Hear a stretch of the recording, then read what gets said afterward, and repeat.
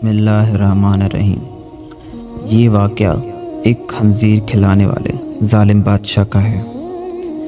پرانے زمانے میں نبی اسرائیل کا ایک بادشاہ جو کافر ہونے کے ساتھ ساتھ بہت ظالم بھی تھا، جو کہ لوگوں کو خنزیر کا گوشت کھلانے پر مجبور کرتا تھا، اور جو آدمی انکار کرتا تو اسے سخت سزائیں دے کر ہلاک کروا دیتا تھا۔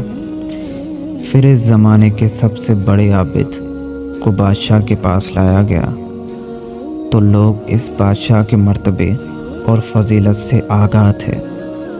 لوگ نہیں چاہتے تھے کہ اس عابد بزرگ کو بادشاہ کی طرف سے کوئی تکلیف پہنچے۔ چنانچہ ایک سپاہی نے عابد سے کہا کہ آپ مجھے ایک بکری کا بچہ ذبح کر کے دے دیں۔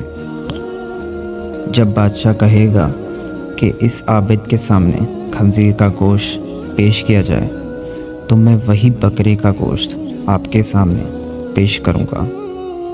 بادشاہ یہ سمجھے گا کہ آپ نے اس کی خواہش کے مطابق خنزیر کا گوشت کھا لیا ہے، اور اس طرح آپ بھی ہلاکت سے محفوظ رہیں گے۔ عابد نے بکری کا بچہ ذبح کر کے اس کا گوشت سپاہی کو دے دیا۔ جب عابد کو بادشاہ کے سامنے لایا گیا تو بادشاہ نے حکم دیا کہ خنزیر کا گوشت لایا جائے۔ منصوبے کے مطابق تو اس سپاہی نے بکرے کا گوشت عابد کو پیش کیا۔ بادشاہ نے کہا، میرے سامنے خنزیر کا گوشت کھاؤ۔ عابد نے کہا، میں ہرگز نہیں کھاؤں گا۔ یہ سن کر سپاہی نے اشارے سے کہا کہ یہ وہی بکرے کا گوشت ہے جو آپ نے دیا تھا، آپ بلا جھجک کھا لیں۔ لیکن عابد نے بادشاہ کے سامنے وہ گوشت کھانے سے انکار کر دیا۔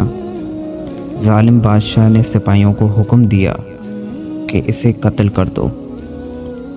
جب عابد قتل کے لیے جانے لگے تو وہی سپاہی قریب آیا اور کہا، آپ نے گوشت کیوں نہیں کھایا؟ باخدا یہ وہی گوشت تھا جو آپ نے دیا تھا۔ عابد نے کہا، ایسی کوئی بات نہیں، بلکہ میں اس بات سے ڈر گیا تھا کہ لوگ میری وجہ سے فتنہ میں مبتلا ہو جائیں گے، کیونکہ جب بھی کسی کو خنزیر کا گوشت کھلایا جائے گا تو لوگ کہیں گے کہ فلاں عابد نے تو مجبور ہو کر حرام گوشت کھایا تھا، لہٰذا ہم بھی کھا لیتے ہیں۔ اس طرح لوگ میری وجہ سے بہت بڑے فتنے میں مبتلا ہو جائیں گے، اور میں لوگوں کے لیے فتنہ ہرگز نہیں بننا چاہتا۔ یہ کہہ کر عابد خوش ہو گیا اور جلاد نے اس کا سر تن سے جدا کر دیا۔